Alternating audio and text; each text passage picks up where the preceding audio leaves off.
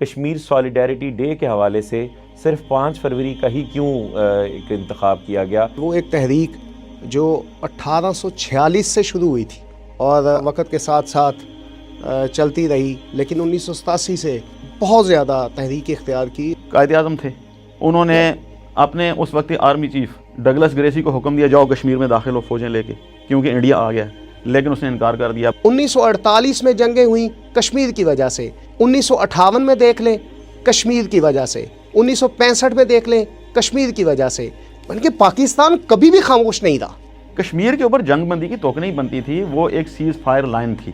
قائد اعظم کا یہ لفظ تھا، انہوں نے یہ الفاظ بولے اور اس کو اشار قرار دیا۔ اس کی وجہ یہ ہے کہ آپ کے سارے دریا وہاں سے آتے ہیں، 100% آپ کا پانی وہاں سے آتا ہے۔ کشمیر کو ایک الگ حیثیت دی ہوئی تھی، اس کا پرچم الگ تھا، اس کا کانسٹیٹیوشن الگ تھا، اس کی اسمبلی الگ تھی، اس کے معاملات سارے الگ تھے، چاہے وہ کشمیر کا مسئلہ ہو، چاہے وہ فلسطین کا مسئلہ ہو۔ ہم ہمیشہ اپنے مسلمان بھائیوں کے ساتھ کھڑے ہوئے ہیں۔ پاکستان کھڑا ہے نا کشمیر کے ساتھ، کہتے ہیں ہم کھڑا ہے، ٹھیک ہے، ساؤتھ سوڈان کے ساتھ دنیا کا کون سا ملک تھا؟ مشکلات کے باوجود ہم اپنے ایمانی جذبے پر قائم ہیں۔ 1 لاکھ سے زیادہ کشمیری شہید ہو چکے ہیں، 2 لاکھ کے قریب بچے ان کے یتیم ہو چکے ہیں، ان کی جو بیوہ خواتین ہیں وہ 25,000 کے لگ بھگ خواتین ہیں جو بیوہ ہوئی ہیں۔ دنیا کے کسی خطے کے اندر اتنے لمیٹڈ ایریا کے اندر اتنی زیادہ فوج تاریخ انسانی میں کبھی نہیں رہی کسی موومنٹ کو دبانے کے لیے، لیکن انڈیا اس موومنٹ کو دبا نہیں سکا۔ اس کے پیچھے ہم نہیں ہیں، اس کے پیچھے کشمیریوں کا جذبہ ہے۔ پاکستان خاموش نہیں ہے، پاکستان ہمیشہ کشمیریوں کے ساتھ ہے، اب تنہا نہیں ہے، ہم آپ کے ساتھ ہیں۔ کشمیر نعروں سے اور ترانوں سے آزاد نہیں ہوگا، یہ تلواروں سے آزاد ہوگا۔ بسم اللہ الرحمن الرحیم۔ السلام علیکم، میں ہوں محمد افتخار خان، پروگرام مہمان خاص کے ساتھ۔ آج کا یہ ہمارا اسپیشل ایپیسوڈ آج کے دن کی مناسبت سے 5 فروری یوم کشمیر، جسے یوم یکجہتی کشمیر، کشمیر سالیڈیرٹی ڈے کے طور پر پاکستان میں بالخصوص اس کو منایا جاتا ہے۔ آج ہم جو ہماری مہمان شخصیات ہمارے درمیان ہوں گی اور مہمان خاص کے خاص پروگرام کی زینت ہوں گی، ان کا تعلق نہ صرف شعبہ وکالت سے ہے جو نیشنل اور انٹرنیشنل لاز کو سمجھتے ہیں، بلکہ وہ ڈیفرنٹ پلیٹ فارم سے کشمیر کاز کے لیے اپنی آواز بلند بھی کر چکے ہیں۔ آواز چاہے وہ قلم سے ہو، محراب و منبر سے ہو، یا کسی بھی پلیٹ فارم سے نظریاتی طور پر ہو، جماعتی سطح پر ہو، تنظیمی سطح پر ہو، تو وہ کئی دہائیوں سے یہ آواز پاکستان کے اور بالخصوص پاکستان کے دل لاہور سے اس کو جانا پہچانا بھی جاتا ہے اور خاصی شناسائی بھی حاصل ہے۔ آج کی جو 2 شخصیات ہمارے درمیان موجود ہوں گی مہمان خاص میں، ہماری پہلی شخصیت جن کا تعلق شعبہ وکالت سے ہی ہے، جیسے میں نے پہلے ذکر کیا، اور یوتھ فورس کے بہت سال تک کی پریزیڈنٹ بھی رہے، اور یوتھ فورس کو ایک مومنٹم اس میں دیا اور اس کو لے کر چلتے رہے کافی عرصہ۔ جو ہمارے پاکستان کا ینگ بلڈ ہے، جس کی نظریاتی طور پر، تنظیمی طور پر، تربیت کے حوالے سے انہوں نے خاصا وقت بھی دیا، چاہے وہ جانی ہو یا مالی صورت میں ہو۔ اور میری مراد محترم امتیاز ایڈوکیٹ صاحب، السلام علیکم، ویلکم ٹو دا شو سر۔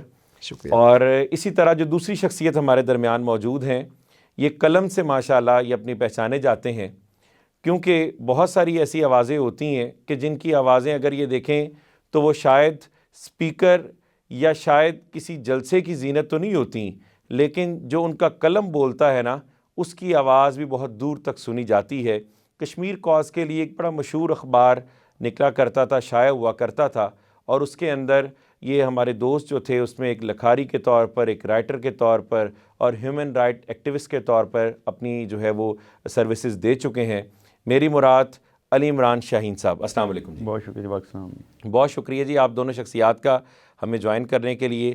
علی عمران شاہین صاحب، کیونکہ دونوں وکلاء حضرات میرے دائیں اور بائیں جانب موجود ہیں، اور انشاءاللہ آج اس پروگرام کی جو 5 فروری خاص طور پر جس دن کو یوم یکجہتی کشمیر کے طور پہ منایا جاتا ہے، انشاءاللہ نہ صرف ہم اس کے کاز کے حوالے سے گفتگو کریں گے، بلکہ اس کا تاریخی پس منظر کیا تھا، کیونکہ لوگوں میں، میرے جیسے دوستوں میں بہت سارے میں ایسی کیوریوسٹی ہوگی، وہ جاننا چاہتے ہیں کہ آخر اس کا انتخاب پورا سال چھوڑ کر 5 فروری ہی کیوں، اور اس کی تاریخی حیثیت کیا ہے، اور سب سے پہلے یہ دن کب پاکستان میں منایا گیا اور اس کو منانے کا طریقہ کار کیا، ایسی بہت ساری چیزیں آج کے اس پروگرام کا حصہ ہوں گی۔ میرا پہلا سوال جناب امتیاز ایڈوکیٹ صاحب سے ہے۔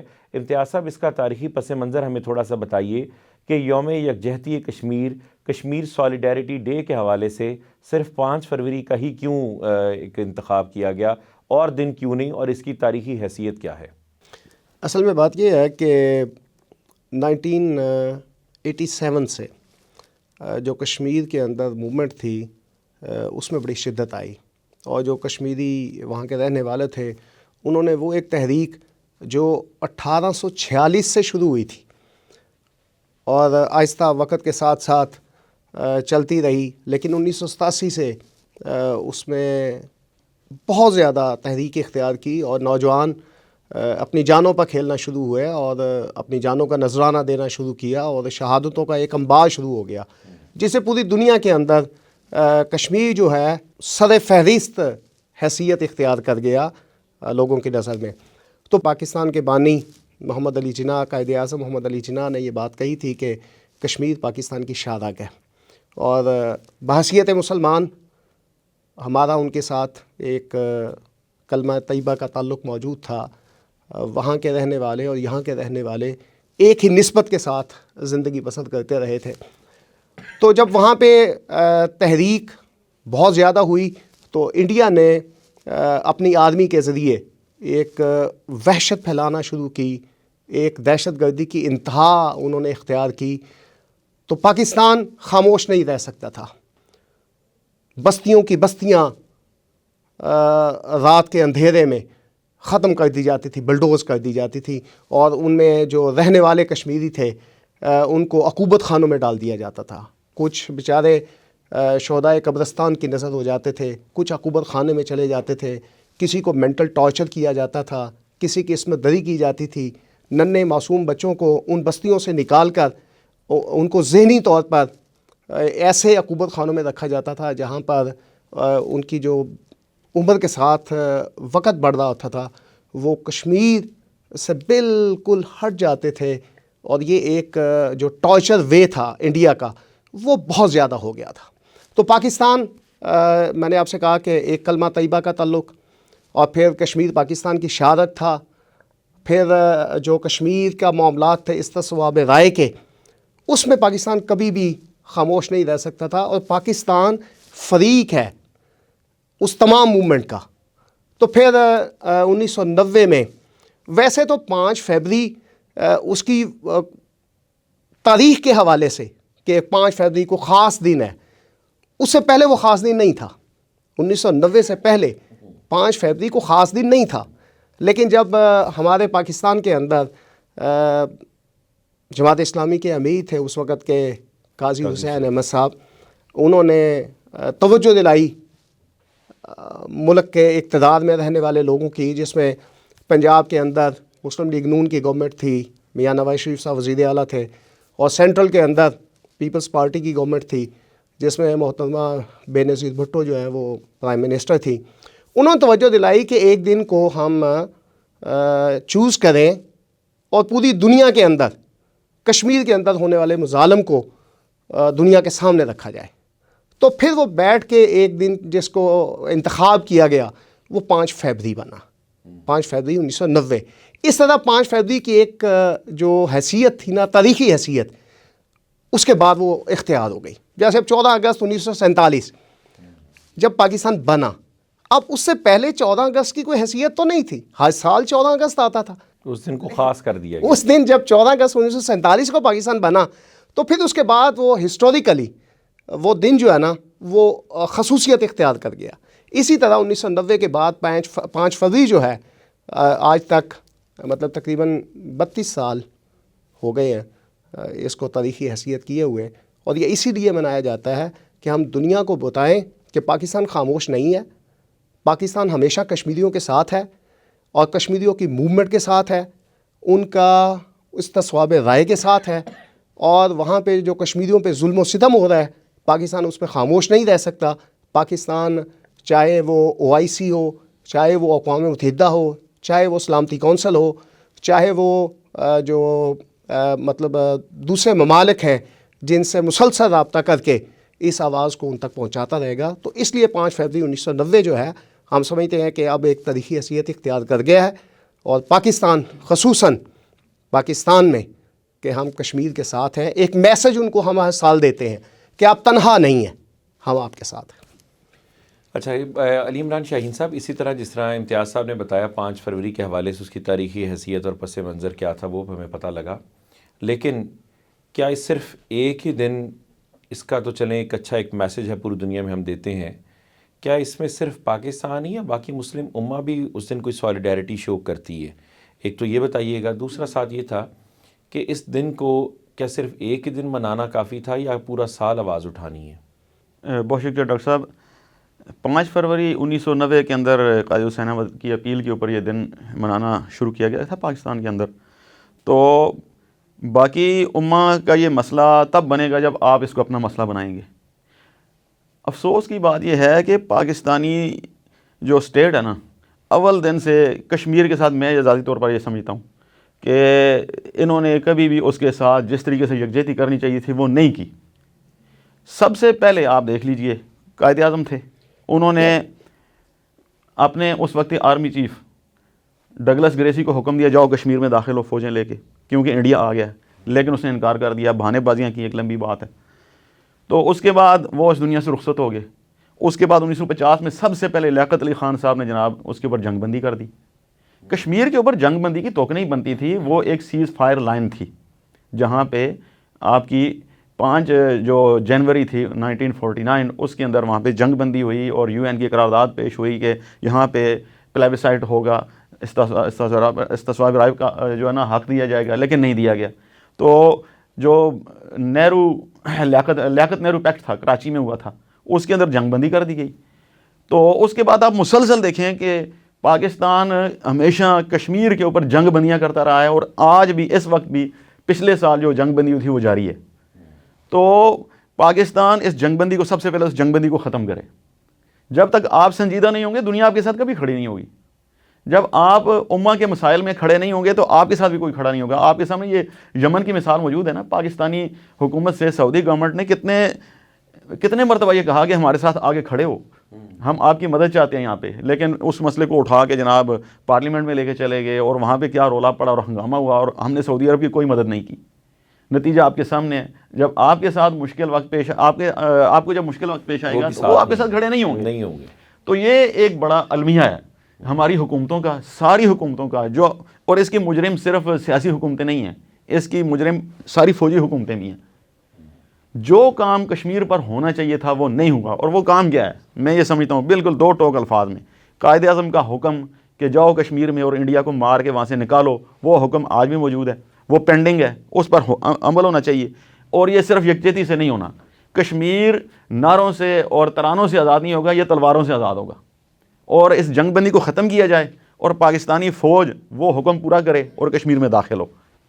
اگر کشمیری مر سکتے ہیں, کٹ سکتے ہیں, ختم ہو سکتے ہیں, تو ہمیں کوئی حق نہیں ہے کہ ہم پاکستان کے اندر بیٹھ کے آرام کی جو ہے نا چین کی بانسریاں بجاتے پھریں, اور کوئی مسئلہ ہی نہیں ہے اور ہمیں پریشانی کوئی نہیں ہے, یہاں کسی قسم کی کوئی اس کا درد ہی نہیں ہے. تو ایک ہمارا جسم کا حصہ جس کو ہم شارک کہتے ہیں, اور یہ شارک کا لفظ ہم نے نہیں بولا, یہ حضرت قائد اعظم کا یہ لفظ تھا, انہوں نے یہ الفاظ بولے اور اس کو شارک قرار دیا. اس کی وجہ یہ ہے کہ آپ کے سارے دریا وہاں سے آتے ہیں, 100% آپ کا پانی وہاں سے آتا ہے. اس وقت انڈیا وہاں پہ ڈیم بنا کے مسلسل وہاں پہ آپ کے پانی کو روک رہا ہے, سرنگیں بنا رہا ہے اور اس کے پانی کے رخ کو تبدیل کر رہا ہے.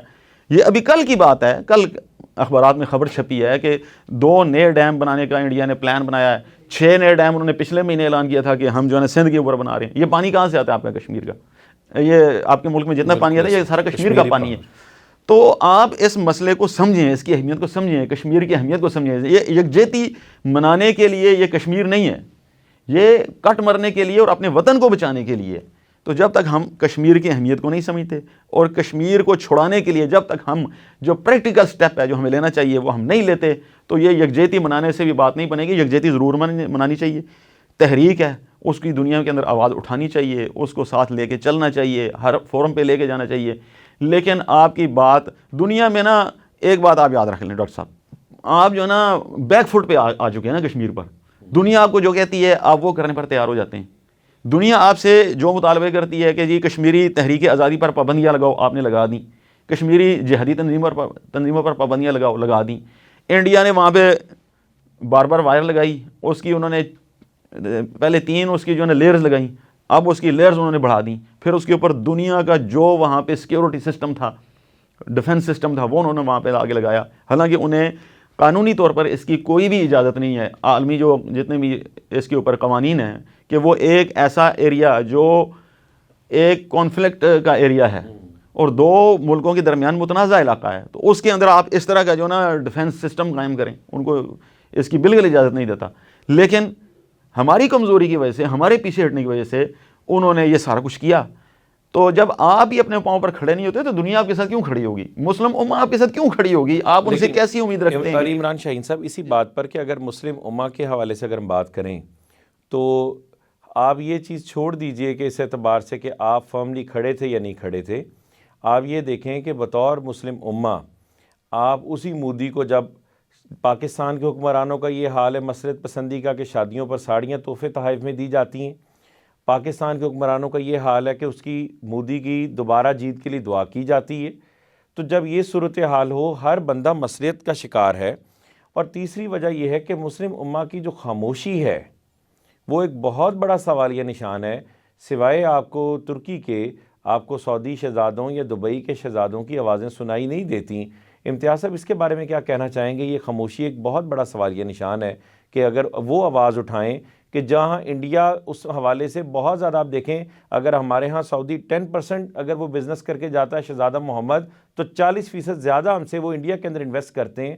یہ تو ایک سیدھا تو ایک بائسنس تو ان کی کیٹیگوریکلی ہمیں نظر آتی ہے. پہلی بات تو افتخار صاحب یہ ہے کہ پاکستان کی طرف سے کبھی بھی کشمیر کے معاملہ پر خاموشی نہیں ہوئی. انہوں نے جو ایک شاہین صاحب نے بات کی ہے نا، اس وقت پاکستان کے گورنر جنرل محمد علی جناح کی، کہ انہوں نے آرڈر کیا، آرمی چیف نے اس آرڈر کو اوبے نہیں کیا. اس نے اوبے نہیں کیا، لیکن پاکستانی عوام نے کشمیر کی آزادی کے لیے سٹیپ فارورڈ ہوئے. اور یہ جو اس وقت ہمارے پاس آزاد کشمیر ہے وہ اسی جد و جہاد کا اور اسی جہاد کا نتیجہ ہے کہ آج یہ آزاد کشمیر کا حصہ جو ہے وہ آزاد موجود ہے، اس کی حیثیت موجود ہے. اسی طرح گلگت بلتستان کا علاقہ، چترال تک کا علاقہ، یہ بازور شمشیر حاصل کیا گیا ہے. اور انڈیا نے جب دیکھا کہ پاکستان کی انوالومنٹ کشمیر کی آزادی کے حوالے سے بہت زیادہ ہو گئی ہے تو پھر وہ بھاگا اقوام متحدہ کی طرف. صحیح. نہرو نے جا کے وہاں پہ جو کہا کہ جناب ہم ان کو ان کا رائٹ دینے کے لیے تیار ہیں، استصواب دینے کے لیے تیار ہیں، یہ جو پاکستان آگے بڑھ رہا ہے اس کو یہاں پہ روکا جائے. ظاہر ہے انٹرنیشنل سطح پر جو معاملات ہوتے ہیں اس کے ممالک پابند ہوتے ہیں. ہاں جی، انٹرنیشنل ڈپلومیسی کو فالو کرنا تو پڑتا ہے. دوسری بات جو آپ دیکھ رہے ہیں نا کہ وہ ساڑیاں تحفے میں دے رہے ہیں یا وہ مودی کے حوالے سے جو پولیٹیکل ڈپلومیٹک وے ہے نا، وہ ہر ملک کو اختیار کرنا پڑتا ہے. ہر ملک کے سیاستدان کو، ہر ملک کے اقتدار والوں کو وہ اختیار کرنا پڑتا ہے تاکہ دنیا کے سامنے انہوں نے اپنے آپ کو بھی رکھنا ہوتا ہے، اپنے ملک کی حیثیت کو بھی رکھنا ہوتا ہے. اب دیکھیں 1948 میں جنگیں ہوئیں، آپس میں فوجیں سامنے ہوئیں کشمیر کی وجہ سے. 1958 میں دیکھ لیں کشمیر کی وجہ سے. 1965 میں دیکھ لیں کشمیر کی وجہ سے. 1971 کو دیکھ لیں کشمیر کی وجہ سے. 1997 کو دیکھ لیں کشمیر کی وجہ سے. بلکہ پاکستان کبھی بھی خاموش نہیں رہا. اگر یہ محاذوں پہ جنگ کی بات ہوتی ہے تب بھی پاکستان کشمیریوں کے ساتھ ہے، یکجہتی کی بات ہوتی ہے تب بھی پاکستان کشمیریوں کے ساتھ ہے، اقوام متحدہ کے اندر بات ہوتی ہے تب بھی پاکستان کشمیریوں کے ساتھ ہے. پاکستان نے آج تک کبھی کشمیریوں کو تنہا نہیں چھوڑا، لیکن اور خاموشی اختیار نہیں کی. سوال یہ ہے خاموشی اختیار نہیں کی، لیکن اس آواز کو پوری دنیا میں اس وقت گونج بھی تو نہیں رہی نا. اقوام متحدہ کے اندر اگر خان صاحب ایک اچھی سپیچ کرتے ہیں، صرف سپیچ کرنا ہی تو کافی نہیں، اس کے ہمیں کانسیکوینسز تو نظر نہیں آتے اس اعتبار سے کہ آپ کی آواز کو سنا جا رہا ہو، سفارتی سطح کے اوپر آپ آواز اتنی بلند کریں. معاملہ تو جوں کا توں ہے. ہر گورنمنٹ جب آتی ہے تو فضل الرحمان صاحب کشمیر امور کی وزارت تو بظاہر لینا چاہتے ہیں، اور لیکن آپ یہ دیکھیں عملی طور پر وہ چیز ہمیں نظر نہیں آتی کہ اس کا کوئی فائدہ ہوا ہو. اصل میں اس کی بنیادی ایک وجہ پتہ کیا ہے جو میں سمجھتا ہوں، وہ یہ ہے کہ ہمارے ملک کے اندر ہماری حیثیت کیا ہے، ہمارے ملک کے معاشی معاملات کیسے ہیں، ہمارے ملک کے اندر ڈیموکریسی کیسی ہے، ہمارے ملک کے اندر لیڈرشپ کیسی ہے، اور ہمارے ملک کے اندر انٹرنیشنل سطح کو لحاظ رکھتے ہوئے عوام کیسی ہے۔ اب یہاں پہ ہم نے تنخواہیں دینی ہوتی ہیں تو IMF سے ہم قرضہ لیتے ہیں، ہم نے اپنے ملک کے ایک چھوٹے سے پروجیکٹ کو چلانا ہوتا ہے تو ہم دوسرے ممالک کی طرف آنکھیں اٹھا کے دیکھتے ہیں، یہ پیسے دیں گے تو ہم یہ کام کریں گے۔ اب ظاہر ہے جب اس کیفیت میں ہم بیٹھے ہوں گے تو وہاں پہ ہم یہ کہیں کہ ہماری آواز کو پوری دنیا والے سنیں گے تو یہ پاسبل نہیں ہے۔ ہم یہ بات تو کہتے ہیں کہ دوسرے ملک ہماری کشمیر کے معاملے میں آواز کو نہیں سنتے، بالکل سنتے ہیں، کیوں نہیں سنتے؟ OIC کے اندر جب یہ موومنٹ جاتی ہے کشمیر کی تو سارے ممالک اس میں ہمارے ساتھ کھڑے ہوتے ہیں، اور وہ کہتے ہیں کہ کشمیر کے اندر مسلمانوں کا قتل عام ہو رہا ہے، وہ کہتے ہیں کہ دہشت گردی ہو رہی ہے، وہ کہتے ہیں کہ جو انڈیا ہے اس نے وہاں پہ ایک فوجی چھاؤنی بنائی ہوئی ہے۔ اب دیکھیں 1947 سے یہ چلتا آ رہا ہے، لیکن اس میں انڈیا نے قانون سازی کی، اور اس میں جو آرٹیکل 370 ہے، آرٹیکل 35A ہے، اس کو انہوں نے کر کے کشمیر کو ایک الگ حیثیت دی ہوئی تھی۔ اس کا پرچم الگ تھا، اس کا کانسٹیٹیوشن الگ تھا، اس کی اسمبلی الگ تھی، اس کے معاملات سارے الگ تھے۔ لیکن یہ 2 سال پہلے جو انہوں نے اس کو ختم کیا، ریووک کیا ہے 370 کو، پاکستان نے اس کے اوپر پوری دنیا کے اندر احتجاج کیا، اور پاکستان نے اقوام متحدہ تک اپنی آواز کو پہنچایا۔ دیکھیں اچھی سپیچ بھی قوم کی ترجمانی کرتی ہے۔ پاکستان کے پرائم منسٹر میں سیاسی اختلاف اپنی جگہ پر، یا سیاسی معاملات اپنی جگہ پر، لیکن یہ نہیں کہہ سکتا کہ کسی پرائم منسٹر نے لیاقت علی خان سے لے کر آج کے پرائم منسٹر تک، اب دیکھیں 1975 میں ذوالفقار علی بھٹو پیپلز پارٹی کے وزیر اعظم تھے، اور انہوں نے 75 میں ایک دن کے لیے بھوک ہڑتال کی تھی ان فیور آف کشمیر، اور یہ ہسٹوریکل بات ہے کہ اس دن جانوروں کو چارہ بھی نہیں ڈالا گیا تھا، جانوروں کو بھی کھانا نہیں دیا گیا تھا، پانی نہیں دیا گیا تھا۔ تو پھر بھی ہم یہ کہیں کہ کشمیر کے ساتھ ہماری کوئی یکجہتی نہیں ہے، یہ خاموشی ہے، یہ لفظوں تک آتا ہے، کہ ایسی بات نہیں ہے۔ لیکن جب یہ اتنا پروٹیسٹ کیا گیا تو جو ہمارا انسانی حقوق کا علم بردار امریکہ ہو یا اور ایسی طاغوتی طاقتیں، تو یہاں تک ہماری آواز کیوں نہیں پہنچتی؟ جبکہ انڈیا، آپ کسی بھی وائلیشن کی طرف جاتے ہیں تو انڈیا اتنا مضبوط کیس لڑتا ہے کہ اس کی سنوائی وہاں تک ہوتی ہے، یہ کیا وجہ ہے؟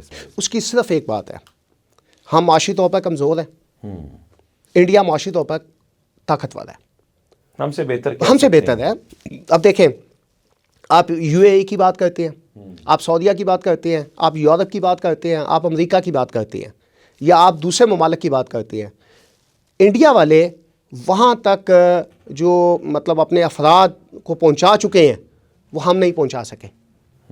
اب UAE کے اندر پاکستان سے زیادہ انڈیا کے لوگ موجود ہیں، سعودیہ کے اندر پاکستان سے زیادہ انڈیا کے لوگ موجود ہیں، اور پھر اس کے بعد جو ٹیکنالوجی ہے انڈیا کی وہ آپ کو سعودیہ میں بہت زیادہ ملے گی۔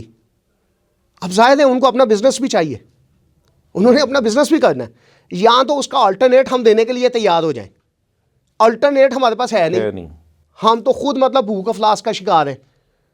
تو اس لیے ظاہر ہے ہر انسان اپنی ضرورت کے مطابق اپنے تعلقات کو قائم رکھتا ہے، لیکن پاکستان کی یہ میں سمجھتا ہوں ان تمام مشکلات کے باوجود پاکستان نے دنیا عالم کے اندر، چاہے وہ کشمیر کا مسئلہ ہو، چاہے وہ فلسطین کا مسئلہ ہو، ہم ہمیشہ اپنے مسلمان بھائیوں کے ساتھ کھڑے ہوئے ہیں۔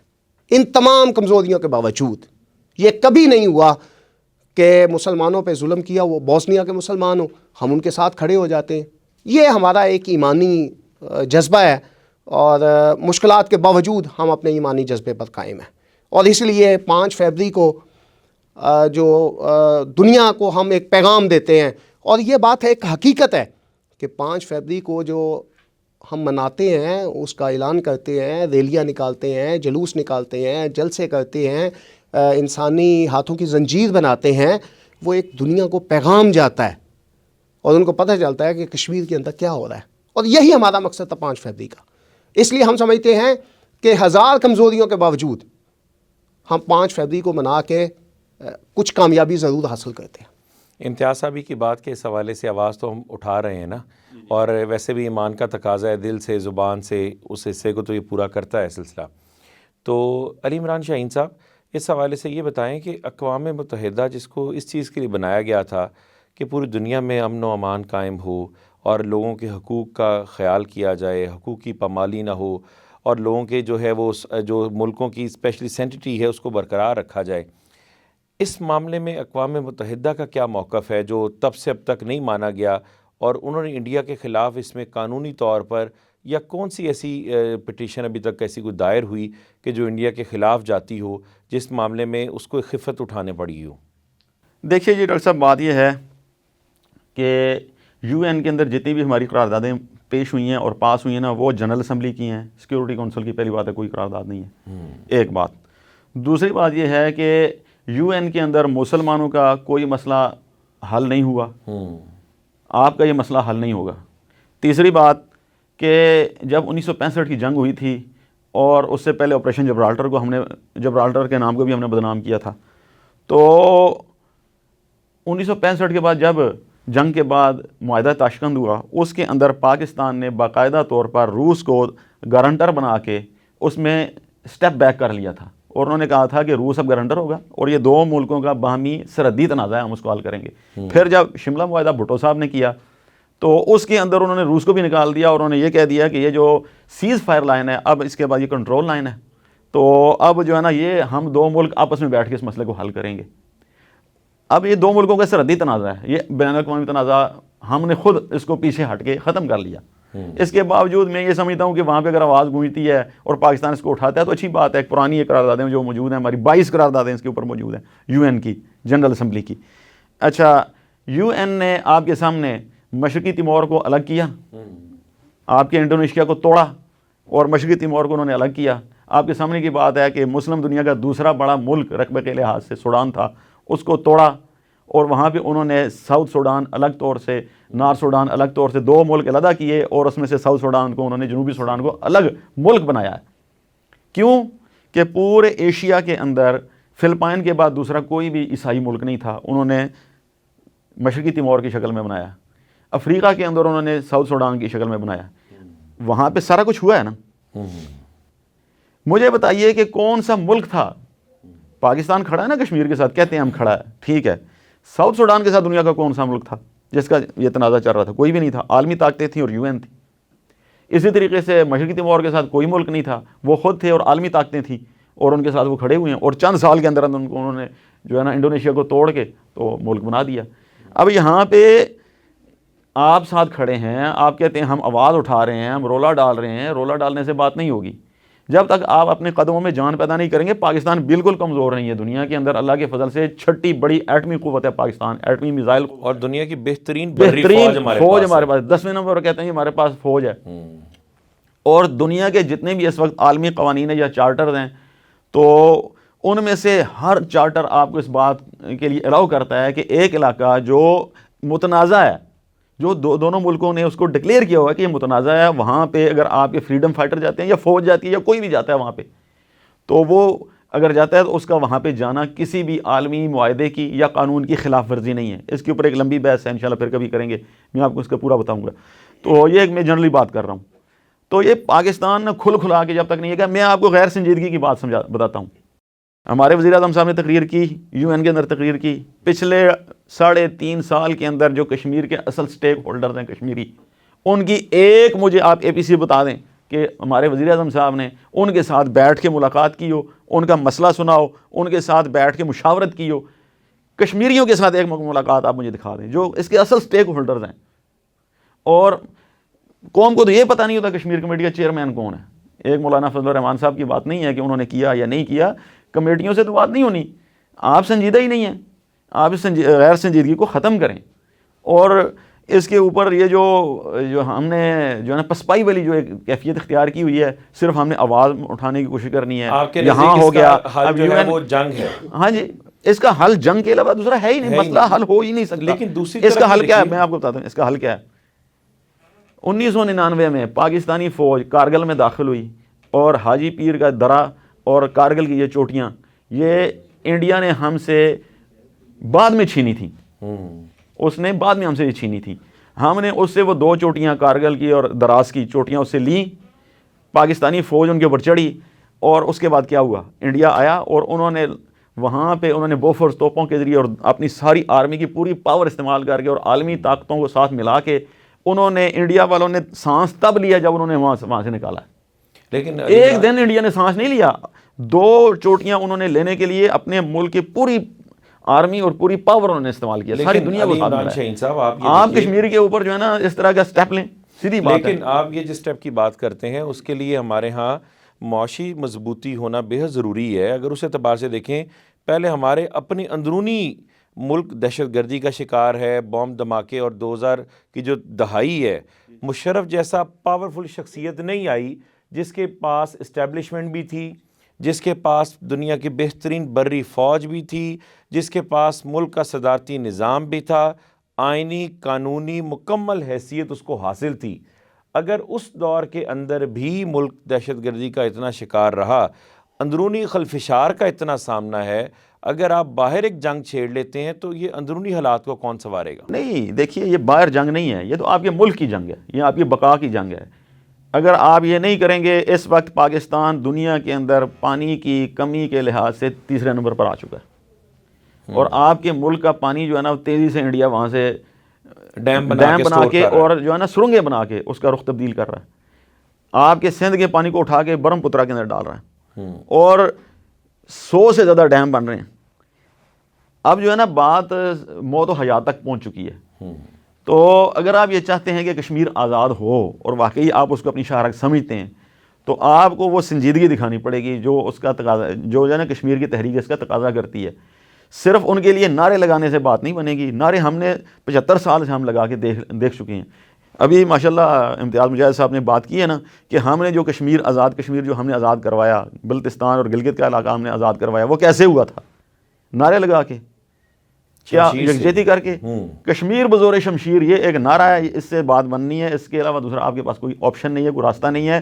وہ ہم نے بندوق کے زور پر کروایا تھا نا, ہمارے مجاہدین نے کروایا تھا, قبائلی تھے اور گلگت بلتستان کے لوگ تھے اور آزاد کشمیر کے اپنے لوگ تھے, انہوں نے طاقت کے ذریعے کروایا تھا. اور جہاں پہ انڈیا نے آ کے وہاں پہ انٹرونشن کی اور بارہمولہ سے لوگ واپس آئے, تو اس کے بعد وہ وہیں پہ لائن کھینچ گئی. اس کا راستہ دوسرا ہے ہی کوئی نہیں. عالمی سطح پر میں یہ سمجھتا ہوں اس کی وکالت کرنی چاہیے, اس کے اوپر تحریک چلانی چاہیے, یکجہتی کرنی چاہیے, کشمیریوں کے ساتھ کھڑے ہونا چاہیے. لیکن اس کے لیے وہ وش اینڈ ول بھی چاہیے, اور اس کے لیے وہ جو ہے نا آپ کو وہ ارادہ بھی چاہیے اور وہ ورکنگ بھی چاہیے جو کشمیر کی آزادی کا تقاضا کرتی ہے. امتیاز صاحب, اسی بات کو میں آپ کی بات کو آگے لے کے چلوں گا. علی عمران شاہین صاحب کا تو یہ کہنا ہے کہ یعنی کشمیر جو ہے نا وہ مذمت سے نہیں, ہندو کی مرمت سے آزاد, انڈیا کی مرمت سے آزاد. تو اس حوالے سے آپ کیا کہتے ہیں کہ کون سا ایسا طریقہ کار ہے کہ جس میں اگر یہ دیکھیں انٹرنیشنل ڈپلومیسی ہم فالو کر چکے, اتنے سال گزر گئے, 7 دہائیاں گزر گئیں, لیکن معاملہ جوں کا توں کیا پہلے سے بھی ابتر ہے.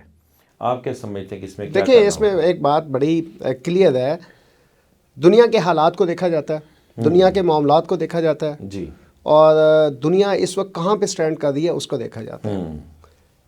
مشرقی تیمور کی بات ابھی ہمارے سامنے آئی ہے, انڈونیشیا سے مشرقی تیمور الگ ہوا, اور یہ کہنا کہ ان کے پیچھے کوئی ملک نہیں تھا, آسٹریلیا ان کے ساتھ کھڑا تھا اور اس کی ساری موومنٹ کو فنڈ ریزنگ سے لے کر ان کی حمایت تک آسٹریلیا کر رہا تھا. اور آسٹریلیا کے پیچھے یورپ کھڑا تھا, امریکہ کھڑا تھا, اقوام متحدہ کھڑی تھی. اور کبھی آپ اس کی ہسٹری کا مطالعہ کر کے دیکھیں تو مشرق تیمور میں کوئی جنگ نہیں ہوئی. جیسے یہ جنگ کا کہہ رہے ہیں نا کہ جنگ سے ہی علیحدہ ہوتے ہیں, مشرق تیمور جنگ سے علیحدہ نہیں ہوا, ایک موومنٹ سے الگ ہوا ہے.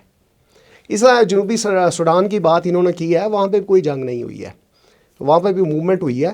اس موومنٹ پہ طاقتیں کھڑی ہوئی ہیں. وہ موومنٹ اتنی طاقتور تھی کہ جو دنیا عالم کی طاقتیں تھیں ان کو کھڑا ہونا پائے. جنگ سے اگر مسئلے حل ہوتے تو کبھی بھی امریکہ کو افغانستان میں شکست نہ ہوتی.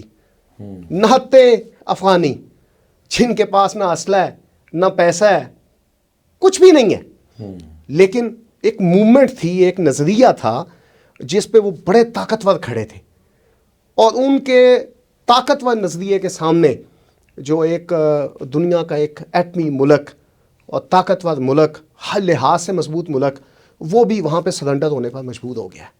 اور آج افغانستان یہی بات ہے کہ جنگ سے ہوا نا یہ آخر مسئلہ، وہ جنگ لڑائی سے سے ہوا، میدان میں کھڑا ہونے سے ہوا، اسلحہ استعمال کرنے سے ہوا، امریکہ کا مقابلہ کرنے سے ہوا. وہ صرف یکجہتی کے لیے نعرے لگاتے رہتے، اور اس سے تو بات نہیں بننی تھی، نہ بن سکتی ہے کبھی. تو آپ نے ماشاءاللہ بات تسلیم کر لی ہے. یہی چیز ہے، اصل یہی ہے. اصل بات میں یہی کہتا ہوں کہ دیکھیں نظریہ مضبوط ہونا چاہیے. کشمیریوں کا جو نظریہ ہے وہ مضبوط ہے جی بالکل، لیکن انہیں ایک سپورٹ چاہیے جو ان کے نظریے کو دنیا عالم کے اندر طاقت کے ساتھ پیش کرے. پاکستان اس کو پیش کر رہا ہے، لیکن پاکستان کے لیے مجبوری سب سے بڑی یہ ہے کہ اس کے پاس معاشی طاقت نہیں ہے. اگر آپ کارگل جنگ کی بات کرتے ہیں، ہماری فوجیں چلی گئی تھیں، لیکن کبھی اس ہسٹری کو ہم نے دیکھا ہے کہ وہ فوجیں واپس آنے پہ کیوں مجبور ہوئی تھی. مطلب کچھ ایسی باتیں ہیں جو سامنے لانا ذرا مشکل ہوتا ہے، لیکن یہ ایک بڑی تاریخی بات ہے کہ وہ کیوں واپس آئی تھی. اگر ہمارے پاس پیچھے اتنی طاقت ہوتی تو ہماری وہ فوجیں آ کے جا رہی تھیں. عوام تو یہی دیکھتی ہے، عوام تو کہتی ہے کہ وہ ٹھیک ہے جی، وہ وہاں سے واپس کیوں آ گئے، وہ کیوں انہوں نے آپس میں صلح کی، کیوں پاکستان کا پرائم منسٹر امریکہ چلا گیا. وہ ساری جو پیچھے خفیہ باتیں ہوتی ہیں ان کو بھی جو پڑھا لکھا طبقہ ہے کم از کم، جو مطلب ہسٹری کو سمجھتا ہے، ہسٹری کو جانتا ہے، اندر کے خفیہ معاملات کو سمجھتا ہے، اس کو پتہ ہے کہ کیوں ایسا ہوا.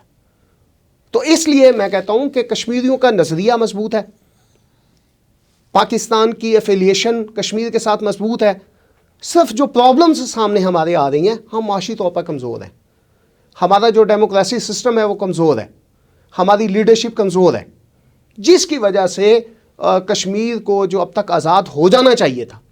اب دیکھیں نا 31 دسمبر 1947 کو یہ قرارداد گئی ہے اقوام متحدہ کے اندر. اب ظاہر ہے اقوام متحدہ جو 7 اس کی طاقتیں ہیں جن کے پاس ویٹو پاور ہے، ان میں سے ایک بھی مسلم طاقت نہیں ہے. بالکل اسی. تو ظاہر ہے ہم بحیثیت مسلمان، ہمارے تقریباً 57 یا 58 ملک ہیں، لیکن ہم اپنی حیثیت نہیں منوا سکے. ہم ان سے ایک رکن نہیں لے سکے ویٹو پاور والا. اور میں یہ بات آپ سے کہوں گا کہ ٹھیک ہے ہم بڑے کمزور، صحیح، انڈیا آبادی کے لحاظ سے بھی بہت زیادہ ہے، ایٹمی طاقت بھی ہے، معاشی لحاظ سے بھی مضبوط ہے، لیکن اس کے باوجود پاکستان کی جد و جہد کا نتیجہ ہے کہ انڈیا سلامتی کونسل کا ممبر نہیں بن سکا مستقل. اور اس کے پیچھے صرف ایک ایشو ہے، وہ کشمیر موومنٹ ہے. اور دنیا عالم والے یہ سمجھتے ہیں کہ یہ کشمیر، وہ اوپر سے جو مرضی کہیں، لیکن وہ یہ کہتے ہیں کہ یہ کشمیر کے اندر ظلم اس کے مستقل ممبر بننے میں نا امریکہ خود بھی رکاوٹ ہے، عالمی طاقتیں بھی نہیں چاہتی، کوئی بھی نہیں چاہتا. پاکستان نے تو اس کو ہمیشہ ووٹ دے کے تو ممبر بنوایا ہے سلامتی کونسل کے، جو وہ ٹیمپریری وہ ٹیمپریری اسی طرح ہی ہوتا ہے، وہ مستقل کرتے کی ہیں. بات کر رہے تو ہیں. پاکستان اتنا ایشو کھڑا ہوا تھا پاکستان میں، پاکستان نے ان حالات میں اس کو ووٹ دیا تھا جب کشمیر کے اندر انہوں نے 370 کو اور 35A کو ختم کیا تھا. ان حالات کے اندر بھی پاکستان نے ان کو ووٹ دیا تھا.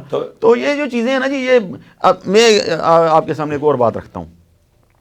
یہ جو پچھلی باتیں ہیں، افغان جہاد کا آغاز ہوا 79 کے اندر، رشیا جو نا افغانستان میں داخل ہوا. داخل ہونے کے بعد اس نے یہاں پہ قبضہ کیا. قبضے کے بعد پھر اس کے خلاف افغان مجاہدین نے، افغان قوم نے جہاد کا آغاز کیا. پھر اس کے اندر عالمی طاقتیں شامل ہو گئیں. پاکستان جو ہے نا اس کا ایک جو ہے نا گراؤنڈ بن گیا. تو لانچنگ پیڈ پاکستان تھا. ساری دنیا کے لیے پاکستان ورکنگ کر رہا تھا، ساری دنیا سے لوگ آ رہے تھے، امریکہ کا جو ہے نا اسلحہ بھی آ رہا تھا، چیزیں بھی آ رہی تھیں. اس موقع پر بھی پاکستان نے دنیا کے سامنے یہ کیس پیش نہیں کیا کہ ہم آپ کے لیے یہ کچھ کر رہے ہیں تو آپ ہمارا مسئلہ حل کریں. اچھا، اس کے بعد پرویز مشرف صاحب نے جب 9/11 کے بعد 2001 میں 9/11 کے بعد سب کچھ امریکہ کے لیے اور اس کے اتحادیوں کے لیے پیش کیا کہ جی آپ 7 شرائط لے کے ہیں تو ہم 14 ماننے کے لیے تیار ہیں. تو یہ کچھ ہوا. جتنا عرصہ افغان جنگ رہی، پاکستان نے ان کو تمام تر جو جتنی فیسلٹیز پاکستان کو پرووائڈ کر سکتا تھا کی. اس کے بعد پاکستان نے کیا ایک مرتبہ بھی ان کے سامنے، عالمی طاقتوں کے سامنے یہ مسئلہ رکھا کہ ہم نے آپ کے لیے یہ کچھ کیا ہے تو آپ بھی ہمارے لیے کچھ کریں؟ تو کمزوریاں تو اگر آپ سمجھتے ہیں کہ صرف یہ جو نا یہ باتیں کرنے سے نہیں ہونا, یہ پریکٹیکلی کرنے والے کام تھے, بالکل سنجیدہ بات ہے, کرنے کی ضرورت تھی, نہیں ہوئے. یہ آج بھی اگر ہم کریں نا تو آج بھی پاکستان کی حیثیت دنیا میں بالکل کمزور نہیں ہے. لیکن ساری عمران شاہین صاحب اس میں آپ یہ سمجھتے ہیں کہ اس میں حکومتوں کا قصور ہے, یا جو سپہ سالار ملے ان میں کہیں اس معاملے میں ایک پیج پہ نہیں وہ آ سکے؟ کون سا ایسا حکمران ہے جسے آپ سمجھتے ہیں کہ جس نے اس معاملے میں بڑی جد و جہد کی, اور جس کی جد و جہد کا سلسلہ جو ہے وہ کسی جگہ کوئی رکاوٹ آئی کہ وہاں ہم بہت قریب ترین تھے اس کی سلوشن کے؟ یا اس کے علاوہ آپ فیوچر میں کیا سمجھتے ہیں کہ کس طرح اس کا وے آؤٹ بنایا جائے کہ خون خرابے کے بغیر اس معاملے کو ہم حل کی طرف جا سکیں؟ دیکھیے, میں یہ سمجھتا ہوں کہ قائد اعظم کے علاوہ کسی نے بھی کشمیر کے ساتھ وہ وفا نہیں نبھائی جو نبھانی چاہیے تھی. صرف وہ سنجیدہ تھے جنہوں نے اس کا راستہ ہمیں بتایا تھا, طریقہ سولوشن کا. اس کے علاوہ کوئی سولوشن اس کا نہیں تھا, نہ ہے. ہم نہیں کر سکتے اس کا کچھ بھی اور بھی حل. اس کے علاوہ انڈیا آپ کی کبھی کوئی بات مانے گا ہی نہیں دنیا کے اندر. میں آپ کو اس کی ایک مثال دیتا ہوں. آپ کی 1965 کی جنگ سے پہلے 1962 میں چائنا کے ساتھ انڈیا کی ایک جنگ ہوئی, اور چائنا نے وہ سارا علاقہ ہماچل پردیش سے لے کے یہ لداخ کا جتنا علاقہ اکسائی چین جس کو ہم کہتے ہیں, آج چائنا کے پاس ہے نا, چین نے وہ سارا علاقہ چھینا, اور آج تک انڈیا دوبارہ وہاں پہ داخل نہیں ہو سکا. اور ابھی ان 2 سالوں کے اندر, جو گزشتہ 2 سال گزرے ہیں, ان کے اندر کافی سارا علاقہ ہے جس کو جو چائنا سمجھتا تھا یہ ہمارا ہے, انہوں نے طاقت کے ساتھ اور انڈیا کو مار کے انہوں نے ان سے چھین کے لے لیا ہے. بی بی سی پر نا بھی 4 دن پہلے ایک رپورٹ آئی ہے, تو ڈیجیٹل رپورٹ ہے, آپ ذرا دیکھیں, بڑی دلچسپ ہے. اس میں بی بی سی کے ایک نمائندے نے وہاں پہ جا کے وہ سارا علاقہ دیکھا اور دکھایا, اور وہاں کے لوگوں سے باتیں کی, کہنے لگے جی ابھی تھوڑا سا پہلے تک یہ سارا علاقہ جو ہے نا جو آج چائنا کے پاس ہے یہ ہمارے پاس تھا, یہاں ہمارے جانور چرنے جاتے تھے, آج نہیں جا سکتے. تو انہوں نے اس کی گردن پر لات رکھی ہے, تو انڈیا ان کے سامنے چوں بھی نہیں کر سکتا. یہ جو راہل گاندھی بار بار جو اس کو غیرت دلانے کی مودی کو کوشش کرتا ہے کہ فلاں علاقے, اب جو ہے نا اتنے علاقوں کے 20 علاقوں کے نام چائنا نے جو ہے نا ہم سے چھین کے اپنے نام رکھ لیے, جو پہلے ہمارے پاس تھے, ہمارے نام تھے, اب اس نے نام تک تبدیل کر دیے ہیں. تو مینسروور کی جھیل ہے اور فلاں جھیل ہے, اور ساری انہوں نے ہم سے چھین لی ہیں. تو لیکن وہ مودی اس پر بالکل چپ کر کے بیٹھا ہوا ہے, اس پر کوئی بات نہیں کرتا, کیونکہ آگے ایک طاقتور جو فریق موجود ہے, منہ توڑنے والا موجود ہے. اور یہ جو ہندو ہے نا بنیادی طور پر یہ بزدل ہے, ڈرپوک ہے. آپ نے مجھے بتائیے ہندوستان پر 1000 سال حکومت کی, کس چیز کے ساتھ حکومت آپ نے کی؟ آپ کی آبادی تو 5% بھی نہیں کبھی تاریخ کے اندر. یہ جو پاکستان الگ ہوا تھا اس وقت بھی ہم بمشکل 25% تھے, بمشکل. تو وہ 75% تھے وہ لوگ. تو اس کے باوجود جب آپ کی 5 سے 10% آبادی تھی, آپ نے 1000 سال رول کیا, تو طاقت کے ساتھ کیا, صرف باتوں سے اور ڈپلومیسی سے بات نہیں بننی تھی. اور جب بھی ڈپلومیسی کی بات ہوئی یا اس میں کمزوری آئی تو وہ ہمارے اوپر چڑھ گئے.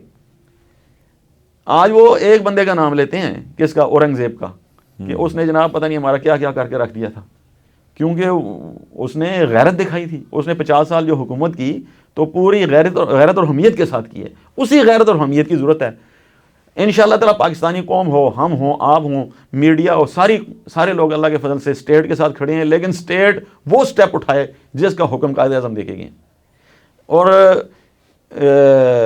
میں یہ سمجھتا ہوں جی امتیاز مجاہد صاحب, آپ نے فرمایا کہ مشرقی تیمور کے اندر یہ بات ہوئی ہے کہ لڑائی انہوں نے کیا وہاں کی جو سوڈان کی فوج تھی اس پر حملے نہیں کیے, ان کی فوج کو مارا ہے انہوں نے, باقاعدہ ہزاروں فوجی انہوں نے قتل کیے ہیں, وہاں پہ انہوں نے فساد کیا ہے اور ان کو اسلحہ ملا ہے. اور آپ نے آسٹریلیا کی بات کی, آسٹریلیا اس سے کتنے 100 کلومیٹر دور ہے, لیکن وہاں سے پوری ان کو بیک اپ تھا, جتنے مشرقی تیمور کے باغی تھے ان کو بیک اپ تھا.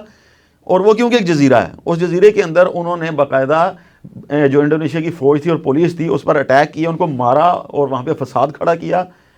تو اس کے بعد انہوں نے وہاں پہ قبضہ کیا, اس کے بعد ان کو آزادی ملی. جب تک آپ یہ نہیں کرتے تو بات نہیں بنتی. علی عمران شاہین صاحب نے تو بتایا جی اس کا حل جو ہے وہ ایک ہی ہے کہ وہ جنگ کرنا ہوگی.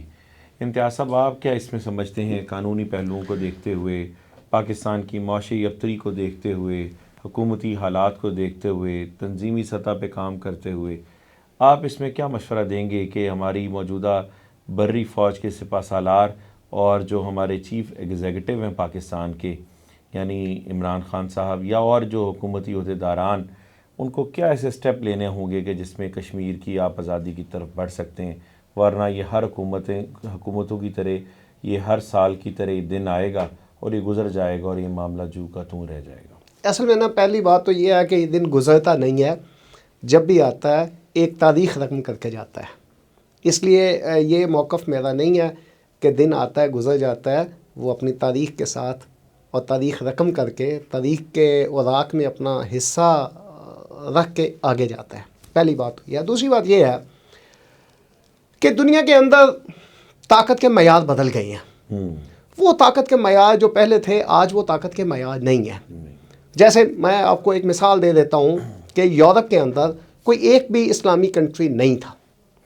وہاں پہ ایک موومنٹ چلی بوسنیا کی شکل میں، اور یورپ نے پوری کوشش کی اس کو کچلنے کی. اس کے اندر ایک نظریاتی فکر تھی ان کی کہ یورپ کے اندر کوئی بھی مسلم کنٹری نہیں ہونا چاہیے. لیکن وہ نہتے بوسنیا کے لوگ بالکل نہتے کہ جن کو مارا جاتا تھا اور ان کے 200 افراد کو 300 افراد کو ایون کہ 400 افراد کو ایک قبر میں ڈال کے دفنا دیا جاتا تھا. لیکن سربرنیکا میں 10,000 کو کیا گیا تھا جی، ایک ساتھ. لیکن اس کے باوجود بوسنیا قائم ہوا اور آج اس کا وجود موجود ہے. اور میرا نقطہ نظر آج بھی یہی ہے. وہ جیسے اقبال نے کہا تھا، نہیں ہے نا امید اقبال اپنے کشت ویراں سے، ذرا نم ہو تو یہ بٹی بڑی زرخیز ہے ذاکی. یہ کشمیر آزاد ہوگا انشاءاللہ یہ آزادی تو ہوگی. اور اس کی آزادی کے ساتھ یہ جو پاکستان کی یکجہتی جڑی ہوئی ہے اور جو پاکستان کی اندر ایک تحریک پیدا ہو گئی ہے کشمیریوں کے ساتھ محبت کی، ان کے ساتھ کھڑے ہونے کی، انشاءاللہ اسی کا نتیجہ یہ ہم جو 5 فروری منا رہے ہیں اسی موومنٹ کے نقطہ نظر پر منا رہے ہیں. میں پورے یقین کے ساتھ کہ انڈیا اس کو روک لے، اقوام متحدہ اس کو روک لے، سلامتی کونسل اس کو روک لے، ساری جو اغیار قوتیں ہیں وہ ساری مل کے اس کو روک لیں، لیکن کشمیر کو آزاد ہونے سے کوئی نہیں روک سکتا. وقت آئے گا انشاءاللہ آزاد ہوگا. دیکھیے جی، کشمیریوں کی جدوجہد ہے نا جی، اس کی تو دنیا میں مثال ہی نہیں ملتی. کون سا وہ دنیا کا ظلم ہے جو ان کے اوپر روا نہیں رکھا گیا. ابھی جو موجودہ موومنٹ چل رہی ہے 1 لاکھ سے زیادہ کشمیری اس کے اندر قربان ہو چکا ہے، جو 86 میں شروع ہوئی تھی. جون 86 میں جب سری نگر میں دھماکے ہوئے تھے تو وہاں سے ہی شروع ہوئی تھی. 1 لاکھ سے زیادہ کشمیری شہید ہو چکے ہیں. 2 لاکھ کے قریب بچے ان کے یتیم ہو چکے ہیں. ان کی جو بیوہ خواتین ہیں وہ 25,000 کے لگ بھگ خواتین ہیں جو بیوہ ہوئی ہیں. ان کی 1.5 لاکھ سے زیادہ جو مختلف پراپرٹیز ہیں، جو ان کی املاک ہیں، جائیدادیں ہیں، وہ جلائی گئی ہیں.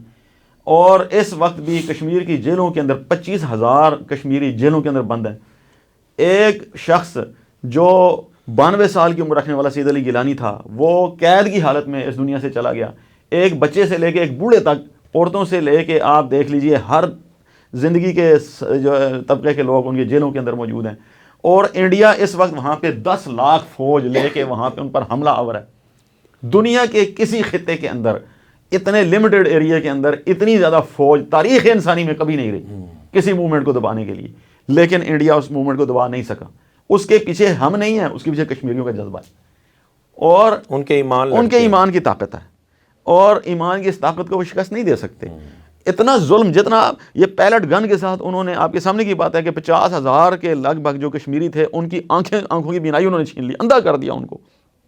لاک ڈاؤن جو 2.5 سال پہلے لگا تھا، آج تک وہ لاک ڈاؤن لگا ہوا ہے. کشمیریوں کا جو معاشی بائیکاٹ ہے پورے انڈیا کے اندر جاری ہے.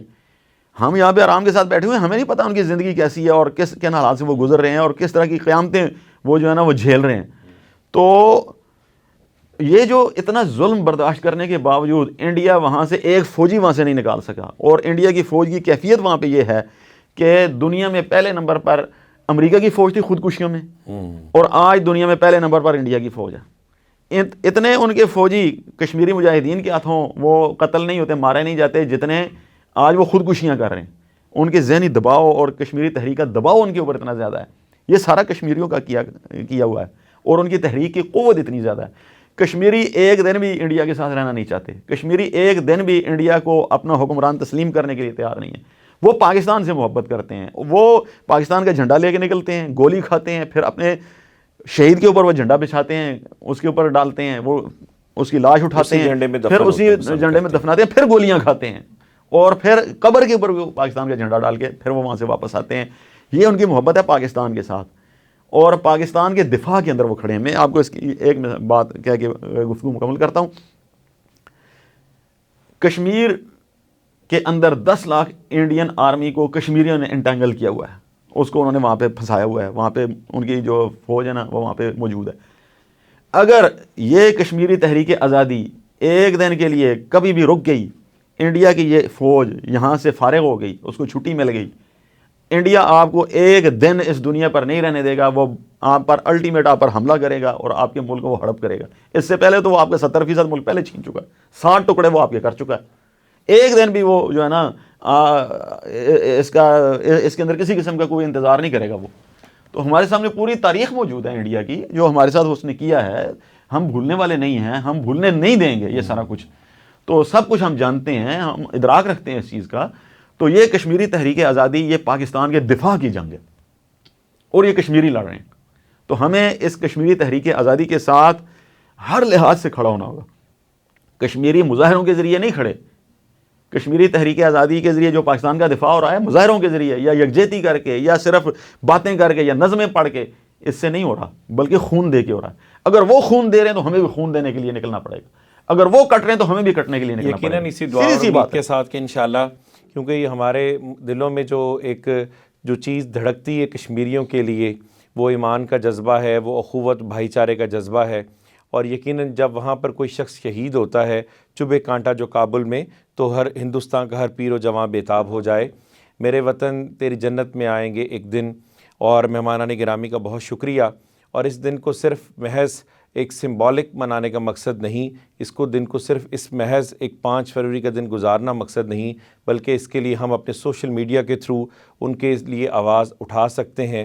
کیونکہ سوشل میڈیا ایک ایسا پلیٹ فارم ہے جو پوری دنیا میں ایک آواز لے کے جاتا ہے اور بڑا ایزی ہے, جس کے اوپر آپ کو ایک کوئی کاسٹ نہیں پے کرنا پڑتی, لیکن آپ اپنی آواز کئی 100 لوگوں تک اور اسی سے کئی کروڑوں لوگوں تک پیغام جو ہے وہ مل کر جاتا ہے.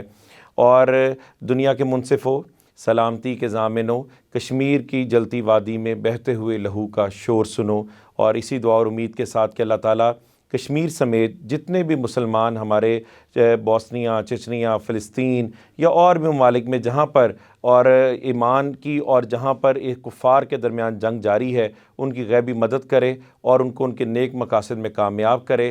جہاں بھی مسلمان جو ہیں وہ پسے ہوئے ہیں, اللہ تعالیٰ اسلام کو غلبہ جلد نصیب کرے گا انشاءاللہ.